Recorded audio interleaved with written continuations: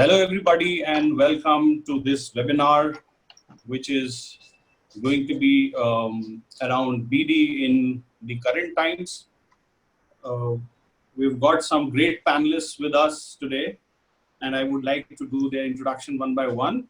Please welcome John Grimley.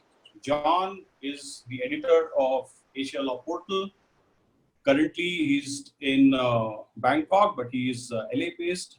John has spent many years in some global law firms handling their multi-jurisdictional BD responsibilities. And now he is running Asia Law Portal. Anand, Ramaswamy, Anand is the, has got long experience in, again, BD. In India, he's working with Trilegal, but he also spent a lot of time in Baker McKenzie, handled multi-jurisdictional business development, and as well as doing BD for one of the fastest growing firms in India. That's Anand for you. And Laurent has got over 2 decades experience. He has handled the business development for Zico Group, DFDL, and now he is the general manager with Digital Mekong, and he is advising clients on business development. He is actually the chief marketing officer on call for a lot of firms in his jurisdiction. So welcome all of you to this interesting discussion. Business development actually has been one of the most important functions in the law firm, and today we are fortunate that we've got people who have got many years of experience handling business development, and we expect today that we get a lot of interesting insights on how business development can be done strategically, and in the current times when we are facing a lot of challenges, how it is going to work it out for everybody. So, I would like to begin with John. John has independently handled business development function in the past, and he has been able to, generate business through creating BD pipelines. And I think everything starts from there. So, John, can you tell us, what exactly is BD pipeline? How do we create that? And how do we take it on from there in terms of, creating a pipeline to conversion? Thanks, Aman, and hello to everyone who's participating. It's great to be here, and I'm very glad to see everyone here. Basically, Aman, a BD pipeline is a process to organize and optimize business development through its entire process. So in other words, a BD pipeline is everything that is involved in organizing the process from the identification of new clients all the way to being signed by new clients. And then at that point, you would then hand it off to the people in the firm who manage current clients of the firm, which I think is what you were going to be discussing a little bit later. But basically, let me give you all the elements of it, outline what it is so everybody has a familiarity with it. And of course, people can ask questions later. But basically, the BD pipeline is everybody who's involved in the BD process, particularly the BD professionals. You work together to identify ideal potential clients of the law firm. So in other words, what you do is you determine who can pay for the services, who needs the services the most, who's willing to pay for the services, and then you facilitate establishing contact with these potential clients. And in a BD capacity, that would be either via introductions through people you might know, or via directly contacting those prospective clients themselves, or in the modern era, one other complement to BD is blogging and other forms of inbound lead generation, which I know Laurent is going to talk about a little bit later. I would also note that one of the most effective ways, and this is how law firm clients have provided feedback about this and said this is what they want to have from their lawyers. Doors open when lawyers and their BD professionals that they work with focus on how they can help advance the commercial or other objectives of clients, whether it's through letting them know what they can do through their website or their blog, or they ideally would custom tailor their approach to any client anytime they're directly contacting them to ask them about an opportunity to speak with them. So in other words, for example, let's say you are a mergers and acquisitions law firm in some jurisdiction. Instead of contacting a client about how good your legal services are, what you might want to be doing instead is contacting a specific client in a specific sector about specific actionable acquisition opportunities in your country that you think they might be interested in. That is something that could advance their business interests and where you could benefit by doing the legal work associated with it. Now, in some firms, some very elite firms, some firms that I've worked for, they have consulting practices where you can frequently approach not only the general counsel, but also, and this is what I used to do frequently when I did business development for international law firms, is approach the C-suite outside the general counsel's office, which might be the CEO or the SVP for international development, et cetera, et cetera. And again, it will be tailored to what your firm or your consulting arm within the firm can do to help advance their commercial objectives. And it could also be helping to facilitate their securing government contracts. It could be strategic management advice, and then all the legal work associated with that market entry or that market access on that specific issue. So then the business development pipeline process leads to securing an agreement to have an initial discussion around representation and remuneration.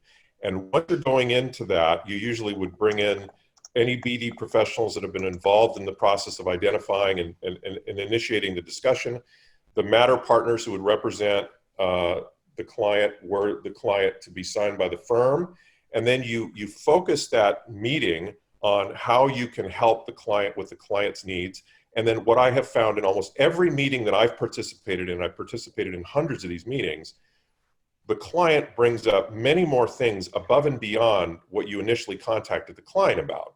So you want to be prepared by preparing a very, very comprehensive analysis of the business and of all of the executives you're going to be meeting with who are in the C-suite or who are in the general counsel's office, so you can have a very good understanding of what other business issues that they might have outstanding, whether they be opportunistic or whether they be trying to ameliorate any risk, etc. So you're fully prepared. And then before you're going to meet, you want to make sure before you agree to a meeting, you pre-qualify the lead, which is what I mentioned before. Can they pay? Are they open to paying? And if all of these things come together, you then add these leads before you meet with them to a prospective client lead list. And based on that lead list, the BD team should meet at least once a week to review the lead list. So everybody who's participating in the process, ultimately the BD lead list is what is the physical manifestation of what the BD pipeline is. It shows who all the potential clients are, where you are in the process, what the next steps are. And the reason to have a meeting about this every week is for everybody on the team to ensure that they know what's happening with all of the leads. And then in the subsequent weeks, you'll be following up with all the action items from the previous week. So you're able to make sure that the BD process is constantly moving forward. And that weekly meeting oftentimes very much energizes the process. And then, of course, to pick up on what I was talking about before, you have the meeting with the client, and then you might have any follow-up meetings to fine-tune what the representation and remuneration may look like.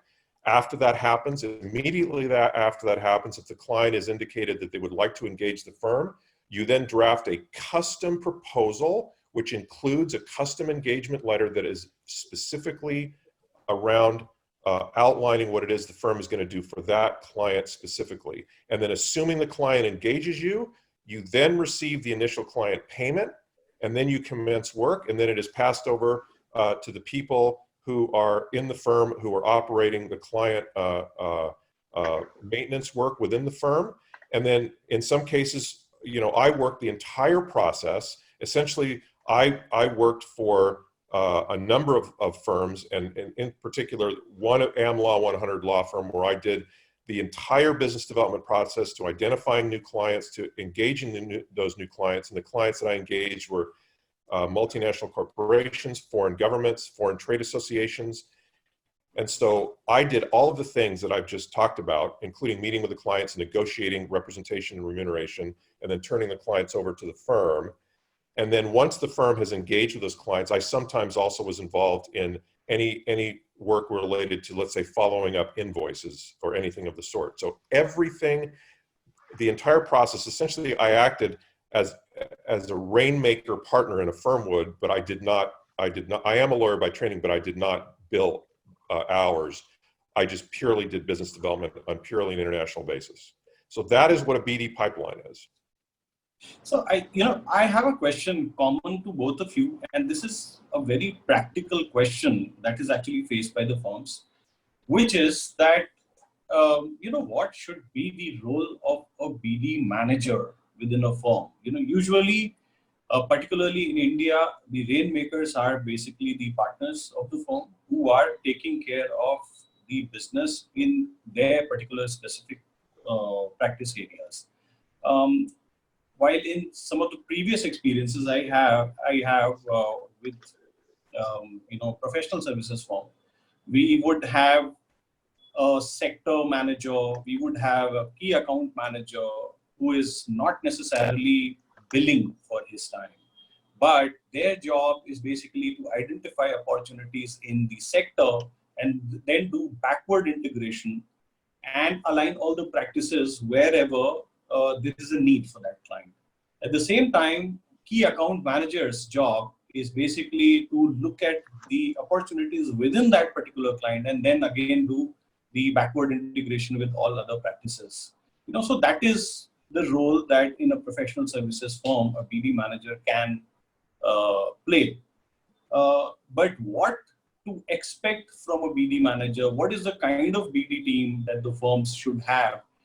That is where I wanted you to touch upon, and I wanted Anand also to give his view, and he actually comes up. So I'll just just wanted to take a quick view from you on that.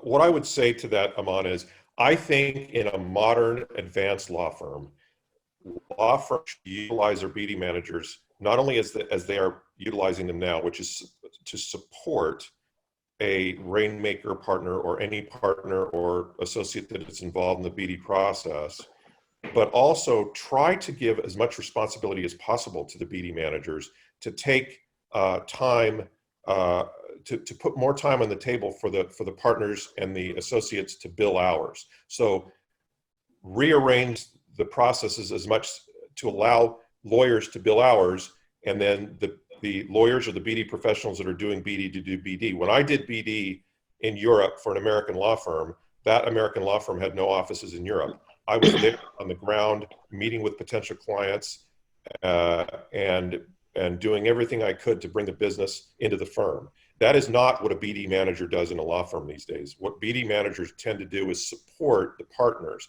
That's fine. But I think partners in law firms and associates in law firms and law firm management would be wise to try to provide BD managers with more and more responsibility, so they take on more and more roles and try to as much replicate things that I used to do, which was essentially act like a rainmaker partner for firms, so the firms can optimize their business development initiatives. So the lawyers are doing the business development, and the business development people are doing, the lawyers are doing the practicing, and the business development people are doing the business development. Most traditional partnership law firms in the world do not do this. It's extremely rare to do what I did in a law firm. But you have seen in new law firms are dividing up the work.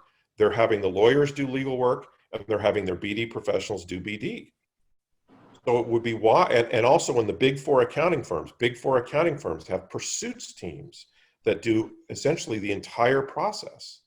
So I think it would be wise for international and localized law firms to try to continue to innovate and allow BD professionals to continue to do more and more in the process. Great, John. I think a lot of points for law firms to be noted. Anand, over to you. Sure. Thanks, Aman, and hello, everyone. Just following on from what John mentioned, I think it depends on actually how institutionalized the firm is and how receptive the firms are from a BD point of view in terms of the culture, BD culture. And the firms that I've worked in, what John is articulating in terms of what he was doing, it was actually done by the BD team. And I'll give you a good example. At my previous firm, I was actually managing one of their top 5 global accounts. And the way the relationship was cut out actually was the GC and the heads of business teams. They knew actually who I was and what my role was at the firm in respect to that particular client account. So they knew if they had anything that they were looking at, which was market facing, they would actually reach out to me. So for example, if they were actually looking at a new product launch in a particular country, they wouldn't really actually go to the relationship partner directly. They would actually come to me and say, hey, actually, we're looking at this. These are some of the things that we want. We are looking at actually really top level legal and regulatory issues that we need to take to our board for consideration. And for most of the bigger global law firms, these kind of information is available on the tips. They have lots of good resource centers internally. You can reach out to the knowledge teams and you can actually pull these things together very quickly. So what I would do is actually collect that information, send it to the client, but have a conversation, pick up the phone and talk to them and saying, look, what is the timeline that you're looking at? When do you think this would become live? Do you need someone on the ground that can help you? If you just want someone to actually fact check something or actually be a sounding board for you, an office there, we have a partner who actually specializes in that sector. And what do you want? So you're basically just sussing out the information from there. But throughout this process, you actually keep the lines of communications with the internal teams open. The relationship partner knows, the other key partners in that particular jurisdiction knows that this particular opportunity is live, should be coming up any moment and is on standby. So you actually make the process, actually what John was saying, that you internalize actually a lot of that is really very, very important actually from a BD aspect. So it's not just the opportunity actually in terms of what it is. You also have to look at actually whether it's an opportunity that you really want. Are you the best firm for it?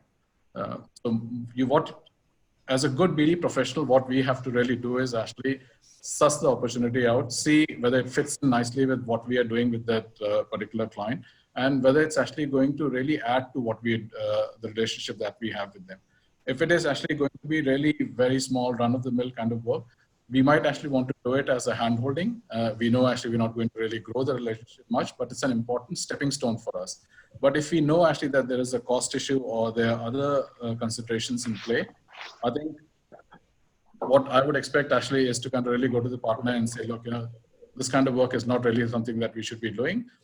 Why don't we actually introduce them to XYZ, who are actually in a much better position, can do it more cost effectively. But once that phase is done, that's where we can actually come in and add value. And this is how we can actually do it. It actually has to be a very collaborative process of within the BD team, as well as with the partners in terms of looking at the opportunity and trying to see how we make it. So Anand, in fact, just one thing I wanted to again ask you from a very practical standpoint, the usage of technology in collaboration is also equally important as much as people's willingness to collaborate. And, why don't you shed some light on both these aspects? How do partners gain by collaborating? And at the same time, what is the kind of good technologies available for, people to look at? So I think you kind of have to take a step back actually before getting to technology. It is more about, how good is a firm in institutionalizing a relationship, right? So for example, if it's a global law firm, or even if it's a regional law firm, which has got 6 or 7 offices around specific jurisdictions, and which is active in each of those jurisdictions, able to actually really map the relationship that we have and show that there is a core team which is looking after that particular client. Having all that information in terms of the work that we have done, what we have done, how we have done it, when we did it, who were the client side, what was particular feedback that we had. If you have specific engagements which are specific to particular countries, so basically having the full footmark of what a relationship is. So before anyone actually really needs to pick up the phone, they need to know actually what the relationship is like.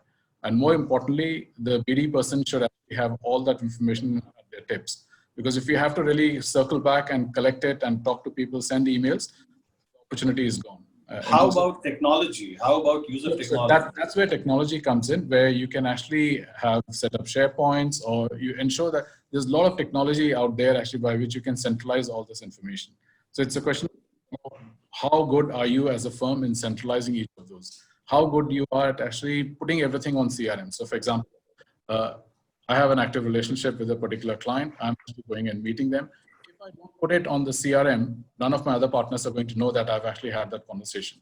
So it's quite possible that some other partner is also actually going out or chasing that same opportunity, not knowing that I've already had the conversation. I've already got, so it's very important actually that as a firm, whatever opportunity that we are looking at, we are in sync with how we are actually approaching that. Especially for large accounts, for large multinationals and bigger companies, it is very, very important actually that the firm actually has systems in place, processes in place, which centralizes a lot of that information. Because if you don't actually have a centralized way of managing relationships, you will always have this push and pull where particular partners are going out and doing things, not knowing that another partner actually has gone out and pitched for it in a specific, in a different jurisdiction, or in the same jurisdiction for different kind of work.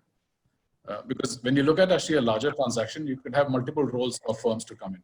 So before you actually start approaching that particular client or an opportunity, as a firm, I think it's very important actually that you get a core team together, which actually has all the right people involved at the front of it, depending on actually what the transaction is and what you're looking at, and ensuring that all that information is then fed back through the BD resource. And that's where the BD resource really becomes very relevant, because that person actually becomes the crux of how that information is flowing, both outwards to the client as well as internally actually with the team.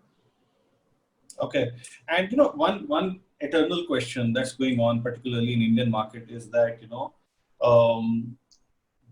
whether to put a full-fledged BD team, and what should actually be the percentage of personnel in the BD team. What is the kind of qualification that these people should have, versus putting your good rainmaking partners to do the business development.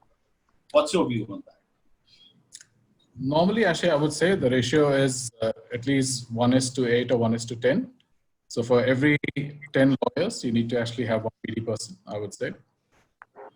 Okay. But again, I think it's depends on the firm in terms of how they want to structure these and what they're really wanting the BD team to do. In John's example, like John is a front-end BD. He's actually representing. He's the face of the firm, right? So in a market like India, it might not necessarily be possible actually in every instance where the BD professionals are the face of the firm. They might actually have those conversations, but you would need to kind of bring in the partner, or you kind of do it along with the partner. See, because there are sides to it, right? So, for example, I've actually done a lot of client meetings. I actually have been involved in a number of direct face-to-face interactions. And so like I gave you before, actually, where I was the point contact, I had regular calls with the GC, just like that. I would actually pick up the phone and talk and say, look, what's happening? I've seen this. Have you received it? We've just put out a report. We've sent it to you. Have you seen it? Is there anything else that you want us to do? Should we be looking at organizing a training session for your team or for the business team? So just those kind of general informal ones, but trying to help the client. So it's not a general chit chat, but you're actually providing value add offerings to them in terms of what it is. I think as a firm, it's very important actually to be very clear on actually the composition of the team in terms of what roles do you want the BD teams to play. And there are lots of different roles that the BD team can do.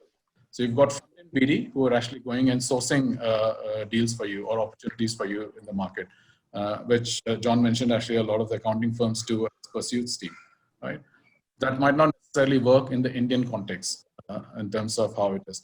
But you can actually still have a BD team which is still looking at those opportunities, but then getting it back to the core teams or core partners within specific practices and saying, look, these are the opportunities that we are seeing coming through.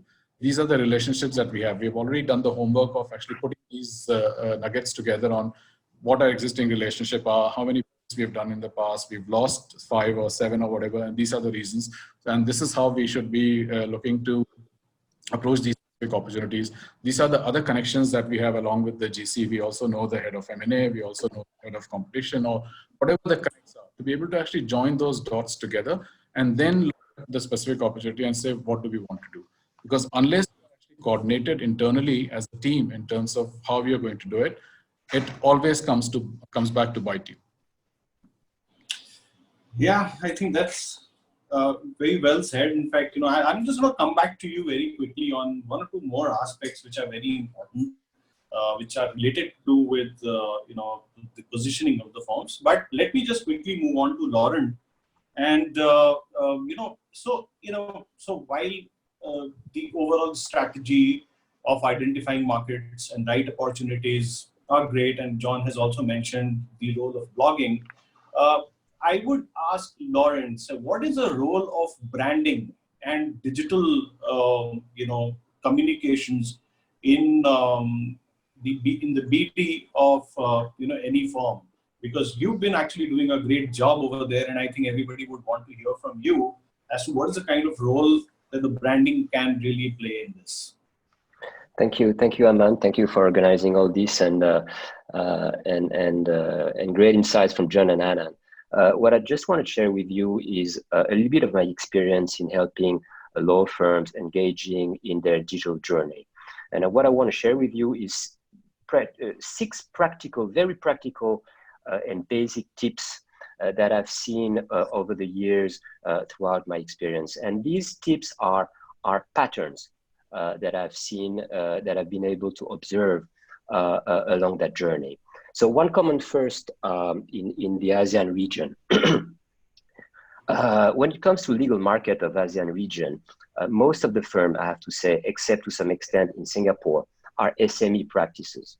Okay, so basically what it means is that they're progressively transitioning from low, I would say low 0.10, which means that they're basically using basic practice management solutions, MS Office, limited website, and no social medias, to low 2.0. So basically trying to adopt cloud-based document sharing platform, Office 365, responsive website, and online marketing. And very few have reached the level above, which could be described as pure collaborative works and tools, software as a service tools, customers relationship management, marketing automation. So this is the kind of environment in which we are today in the ASEAN region. Okay, so let me begin by the first tip. The first tip before even beginning your digital journey is polish your brand. So digital is definitely multiplying your touch point with the clients. And in all the firms I've been working with, I've been extremely surprised every time, whether they're very small or regional, they have no brand book. They have absolutely no brand book. So I'm surprised that brand management is often not treated as a critical asset. So does the firm have a brand book? Does the firm have a clear branding that explains its differentiation? Do they have consistent profiles in various lengths? Elevator pitch, 200 profiles.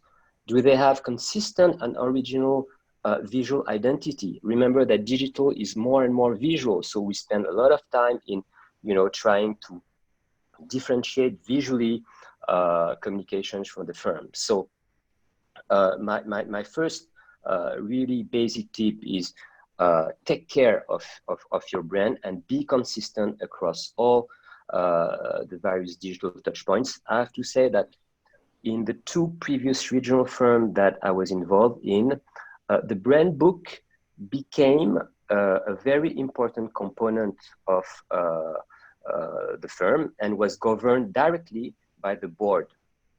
And the BD team was actually managing it. So everything which was a critical component of the brand had to go through the board of partners before any major change. So this is how branding can become serious in law firms.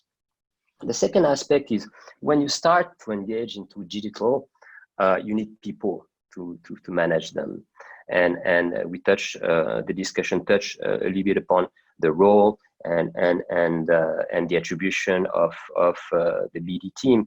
But in our jurisdiction, maybe less in Singapore, one of the things that was really difficult for us was to find the right people, because you have to find people who are a little bit of a Swiss knife, being able to deal with a lot of various things, as you know, from legal directories up to sending e-newsletter to 10,000 people. So if I had a few, let's say, tips to hire the great people, is do not be afraid to hire unconventional profiles, and that would be my tip number 2. So the critical soft skills that I've been, and I think are important is curiosity, self-learning. So technology is moving so much fast that you have to have people who are self-learning. They have to be creative, but not creative in an artistic way. They have to have a lot of common sense. Okay. Last but not least, they need to be self-driven. They have to be, to some extent, risk taker, because they have to make every day like hundreds of micro decisions to save time to the partners. So I can tell you that sending a newsletter to 10,000 people may require a little bit of guts. And when you're not used to that, well, you have to be a little bit risk taker. So in terms of source of where to find them, very often one advice that I give to my clients is, of course you can hire, but try to find internally these kind of people, because you always have secretaries, translator, young associates, or people in your firm that you want to promote that have these qualities, and that you can and with which you can build a long-term BD capabilities. Okay. Tips number 3, and I think that's a very good point that you made, that hiring unconventional profiles, because law firm marketing or branding is not taught separately in any school, and people tend to find somebody with the experience in law firm only. That becomes detrimental, quite some time. So it is important for firms to look outside of that domain and try to get unconventional profiles. So that's a good tip that you have given, Laurent. Please go on. Yeah, thanks. The tips number 3 is Aman and John touched on this, but where digitalization can really help in helping the top line grow is to track the name card. And what I mean by this is a name card as a journey through which digital can monitor the process and the sales funnel of the people that the partners are meeting with. Just to give you one example, the best platform I've been exposed to has been developed in-house by a mid-sized firm in the frontier market. So they developed a proprietary CRM practice management system. And the idea was simply to track the journey of the name card from the first meeting to the matter opening form. And at the end of the day, the partner in charge of the practice was able on his phone to evaluate which event, for example, had produced the best ROI, which client, of course, was providing the best fees, etc., etc. So tracking the name card is definitely something that digitalization can help with, and that law firm can do systematically in a very efficient way. But to bounce back on what John and Anand said, you need to do it. It can only work if the firm is willing to switch a little bit its mindset in a more collaborative and transparent mode. That's I wouldn't say that's downsize. I would say that's the necessary evolution. Tip number 4, harvest your existing data. I'm always surprised to see that none of the law firms that I've met with are using efficiently the data from their practice management system to know more about their clients. Okay.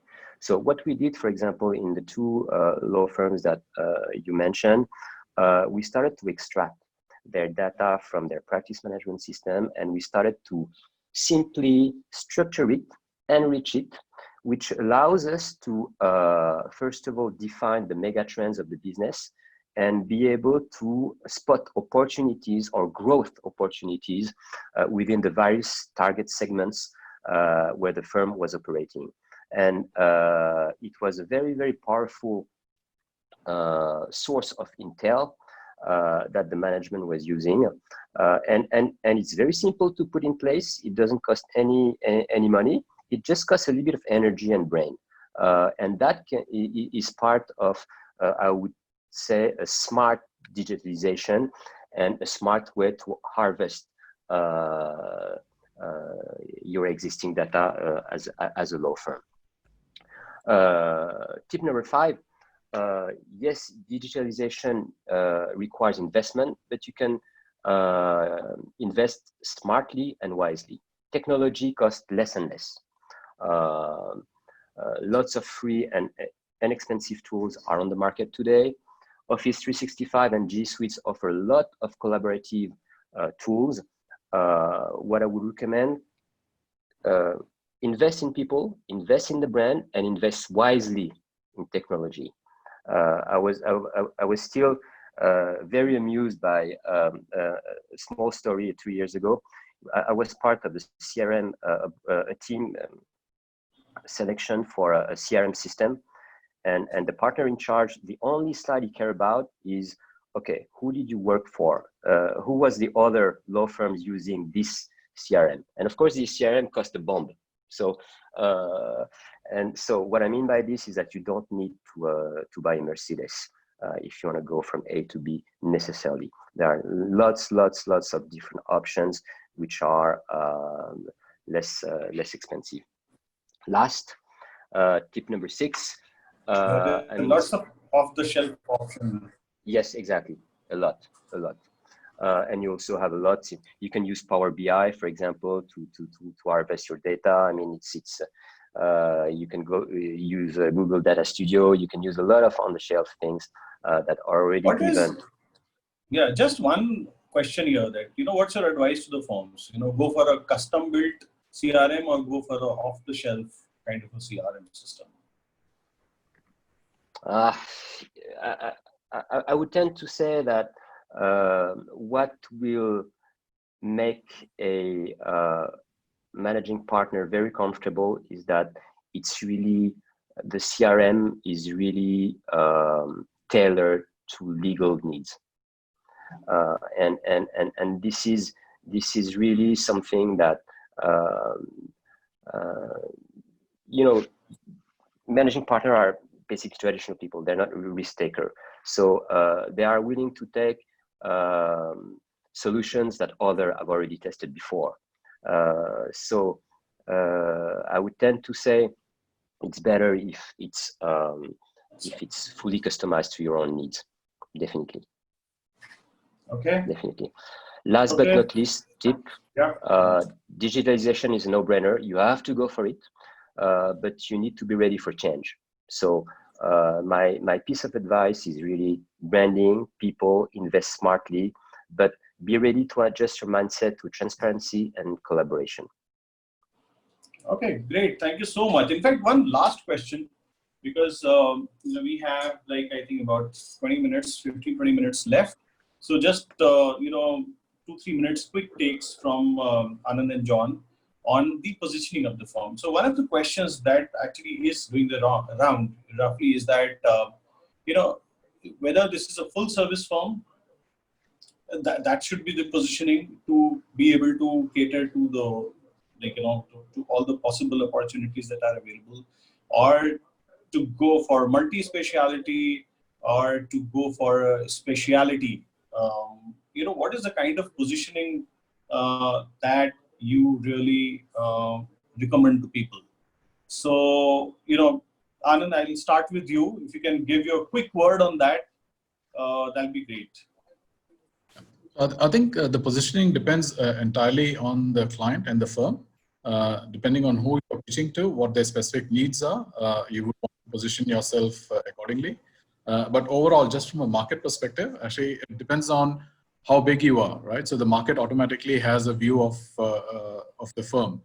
So there is a brand equity actually that's available in the market in terms of the standing of the firm, and you actually would want to actually build on it and capitalize it. So that kind of branding comes through from over a period of time, having been in existence for some time, actually having done those deals, having made a name for yourself in the market for certain types of work.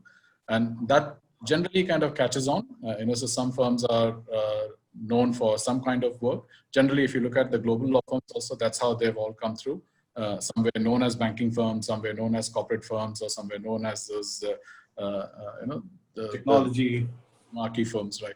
So, especially in an Indian context, I think it's very important actually, because the bigger firms, the peer firms, they are all full service firms, right? So, and the market. In fact, not only bigger firms, Anand, every firm is like, most of the firms are full service firms. So that's why the question is.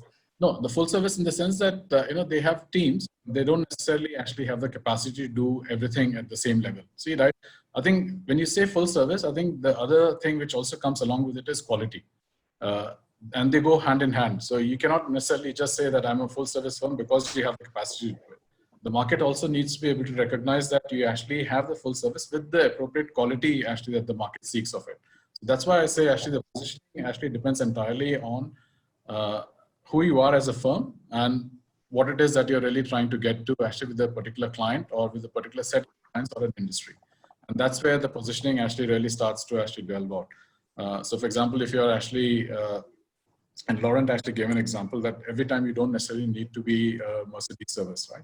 So if the client actually demands that they can actually relate with the Toyota, then you need to be able to actually recalibrate actually what you're offering. But the value add actually for that client at that level of Toyota is going to be phenomenal because that's what they're looking at, right? So you need to be able to actually really bring to the client the firm that they need for those services, and the firm to be actually wanting to be doing that, because it works both ways. It's not a one-way street in terms of the firm wanting to positioning because it wants to do everything. Because you, as a firm, you cannot do everything. Not all business is good business. So you need to really look at your as to who you are, what kind of work you're doing, whom do you really want to do it for?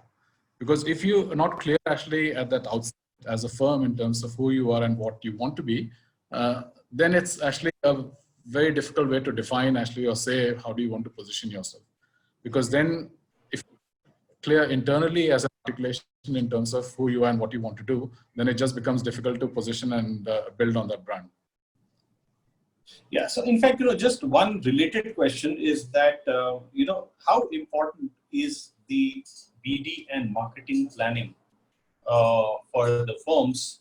And what are some of the quick tips? In fact, we have to be now very quick. Sorry. I mean, because, there are some questions, good questions coming in, and I want to take as many questions as possible. But this is also a very critical question, Anand.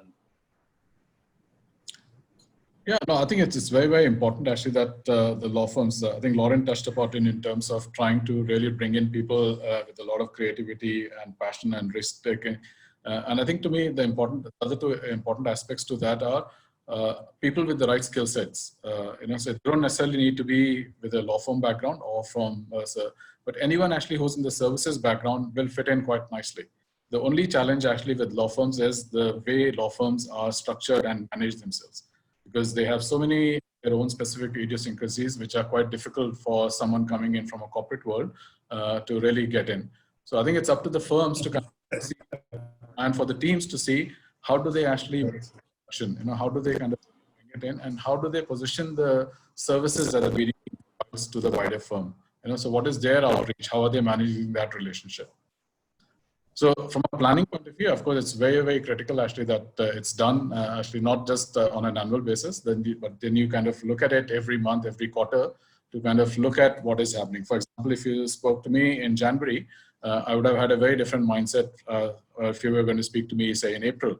Once the lockdown was in play, a lot of it would have changed completely. That whole plan actually would have had to be redone. Yeah. Okay. So thank you so much, Anand. So John, in fact, the positioning question to you as well. Quick 2 minutes. I agree with what Anand said. I would add that in my experience, I worked with firms that had highly specific, specialized, rarefied services. Almost all the clients that I've worked with where I've performed business development have had internationally acknowledged hyper specialist practices where we focused on the business outcomes that we would produce for our clients. And some of it involved consulting above and beyond law.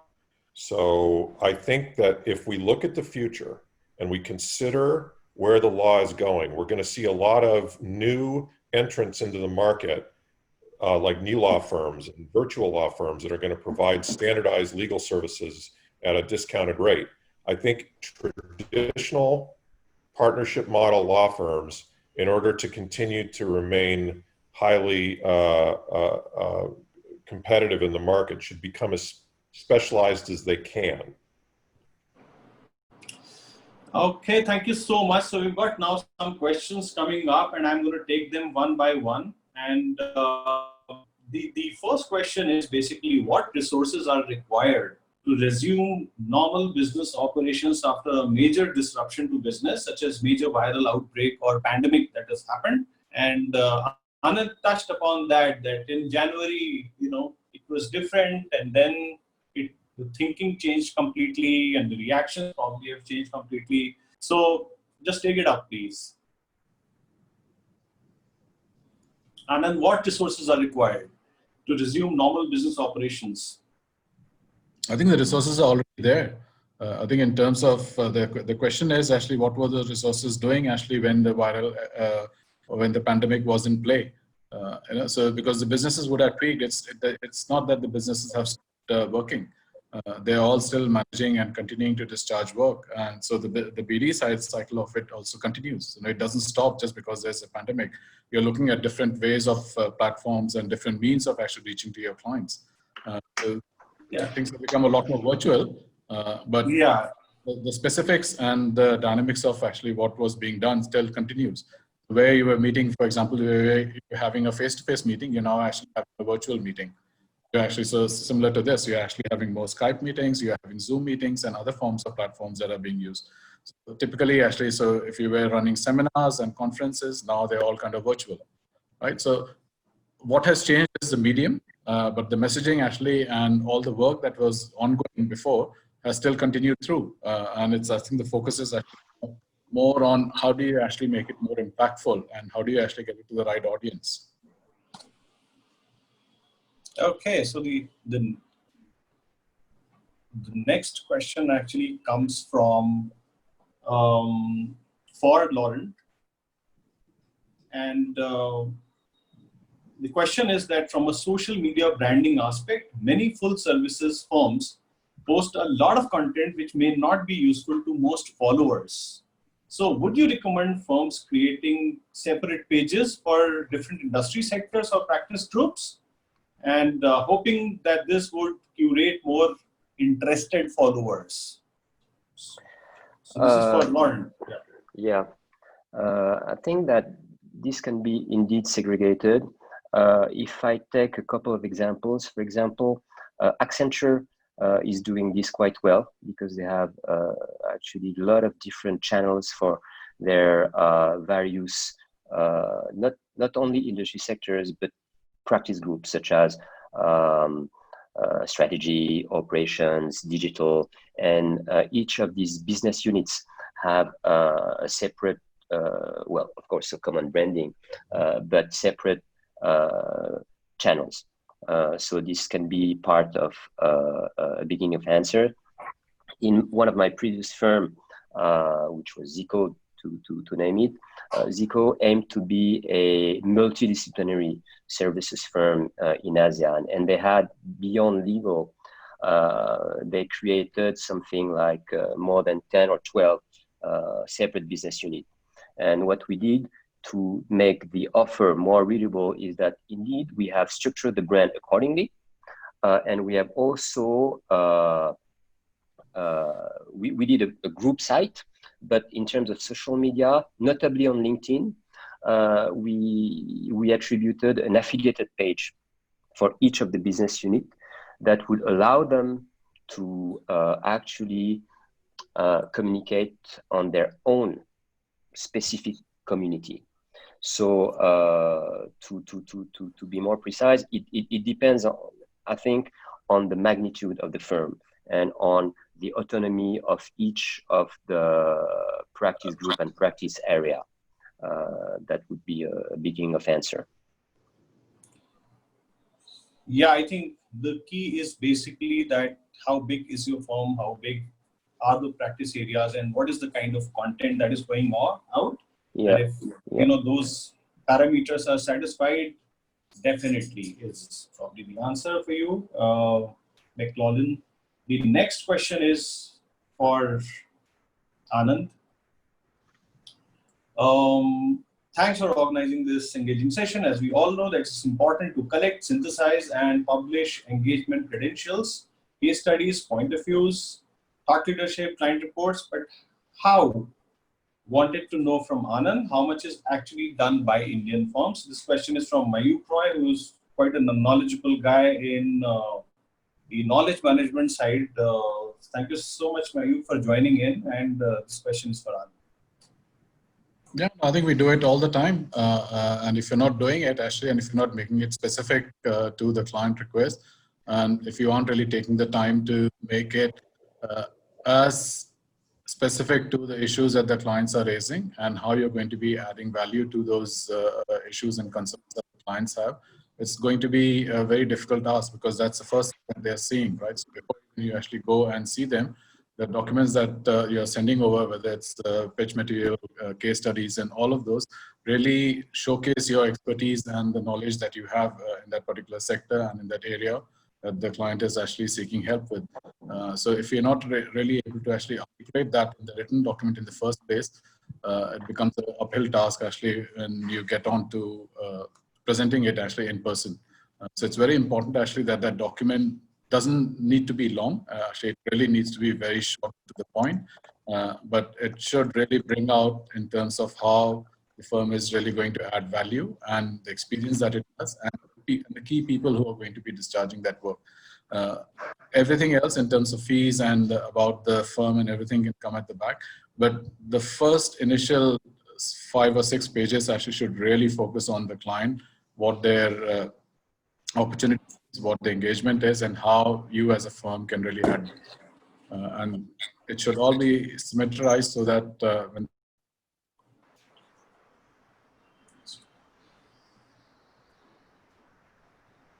sorry. Yeah. The next question is from Garima Kale. And it's a very interesting question, and I can also take that question. She's saying that in India, there are certain restrictions by Bar Council that law firms cannot go all out on marketing. Apart from BD, thought leadership, what softer aspects of PR one can look at? So I think the answer is that the thought leadership piece is the biggest piece for any professional services firm. And there are multiple ways and means in which you can do it. The restrictions were primarily around the advertising side of it, but showcasing your thought leadership is basically, putting out the content that is useful for your clients. And that's where you can do a lot of things. You can probably create a lot of interesting campaigns on social media around thought leadership, around the expertise that you have on different practice areas, sectors. At the same time, you can, look at doing engagement with some business media and provide your thoughts in terms of opinions, in terms of, participating in the stories on policy and regulatory updates. There are multiple things that can be done, and you don't necessarily need to really explicitly advertise and solicit. The next question is from Rajat. Rajat is the managing partner of Athena Legal. Being in business development, do you expect big companies now shifting to mid-sized, smaller law firms in context of cutting costs, bringing down legal expenses? Anand. Not really. I think it's up to the incumbent firms to reach out to their clients and work out what exactly needs to be done, how it needs to be done. And more importantly, again, it kind of rolls back to the key objectives that the clients have, right? So if we've been in regular touch with them, and if we know there are particular stress points, and it's a relationship that we want to nurture, so we as a law firm should be really going back to them and giving them options and solutions on how to actually do it. So if there are work that we feel actually, which are regular operational work, can be given out to smaller firms and ensure that we're keeping the bigger ticket, more complex work. So be it. But I think the important thing there is to kind of really look at, is the relationship worth managing, and is the relationship that a long-term relationship that we want to grow and keep and partner that? And if the answer is yes, then I think the focus and the emphasis actually should be on the law firm to really come up with a solution in conjunction and consultation with the firm. So you kind of bring in the client in as a partner and ensure that they feel open to discussing all these things upfront with you as a law firm. And then, you come up with a solution and you work with the client in actually coming up with a solution. So it doesn't mean that the law firm itself has to do it on its own and say, oh, look, we can either cut the prices or you can, I think the solution lies in actually talking to the client and figuring out what really actually is a stress point. And once we actually have a clear idea of what the stress point is, I think the solutions will automatically come when you start talking and having a very open discussion. I think the key there is actually having the trust and transparency and showing the concern and belief that you are there with them for the long term and that you want to actually find a solution. Absolutely. I think there are some very highly specialized lawyers who have spun out and they're doing fantastic work, even though the firm size is smaller. So I think, not precisely from the, cost viewpoint, but, maybe, the attention and there are lots of things, that matter to a client. And I will switch to John for the same question. John, what's your view on this? Shall I repeat the question for you, John? Yeah, yeah, read it again, please. Sorry? If you could read the question one more time. Yeah. So the question is that being in business development, do you expect big companies now shifting to mid-size, smaller size law firms in context of cutting costs, bringing down legal expenses? This question is also particularly important in post-COVID situation where, the liquidity is a problem and companies are looking to cut down on expenses. Yeah, thank you again for rereading that. I just wanted to say I agree with everything Anand said in his response. It was a superb analysis, and I think it's absolutely correct. I would just add one little thing, and I think this question highlights the importance of what we're talking about, the importance of BD. Put it in this context. If someone's looking at the market in terms of, well, will this market trend move clients to one form of a legal services business model or another? That's not the question that should be getting asked. The question that law firm leaders should be asking is, how can we position ourselves and how can we conduct business development to convince the clients to come to us? Thank you. And the next question is from Parmjeet Bange. And the question is that what procedures do you use to qualify legal clients and assign the right team to support BD? John, I think this is a question related to BD pipeline. So I would say that when you're looking at any business that you're seeking to represent, before you ever contact them, you have to have a very good understanding of where you can help them, and that is the means by which you can establish an initial conversation with them. So you'll already have a fairly good understanding of who would be the better partner that would be leading the practice around these issues. And then when you meet with the potential client, you are going to get a better understanding of any further issues or opportunities that they might be interested in. So the process of determining who is going to be representing the client is going to be wholly based on the conversations where you're listening to the client's desires and goals, and then you are on a constant basis assessing where you can help them achieve them by applying your internal resources most effectively to meet their needs and goals.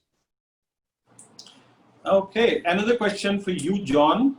BD typically involves a lot of face-to-face physical meetings. In a post-COVID world, how effective do you think would virtual pitches be? Any tips to make it as effective as a physical one? Yeah, that's a great question. I would say, to be as brief as I can, I would say that I don't frankly think that things have changed that much. I think that, yes, in-person meetings are very helpful and important. And I think there's obviously the tangible element to those that I think you can't capture on video. But at the same time, when you're approaching clients and potential clients, I mean, really you're offering them a means by which to achieve their objectives. And I think that that can be ably communicated in video during the COVID crisis. Yeah, very well said. In fact, so the last question is now from Anshuman Tiwari, and he's asking a very good question. He's saying that should BD push law firm to client or pull client to the law firm? And I would want Laurent to take this question. And then with that, we would end this discussion. Laurent. Yeah, I think definitely BD can help law firms to go towards the right clients, definitely. Absolutely. There is absolutely no doubt about this. By, you know, analyzing better what's been done before, what are the sources of growth inside the law firm's client portfolio, inside throughout their contacts and network. Definitely, this is the kind of strategic move that I think that John was highlighting during his speech, which is absolutely, I mean, the ultimate goal of strategic BD. Absolutely. But to do that, you need to have proper people and proper data, and hopefully tools. All right. So I think this is all we have today. I think overshot time by about a couple of minutes. Thank you very much, all the panelists. Thank you very much, all the attendees, for joining in this webinar. And very soon we will be, editing and posting the excerpts of this entire roundtable on our social media handles. Please follow us up on Commwiser, and everything will be available over there in a short while from today. Thank you so much. Thank you, everyone. Thank you Very much. Thank you, everyone.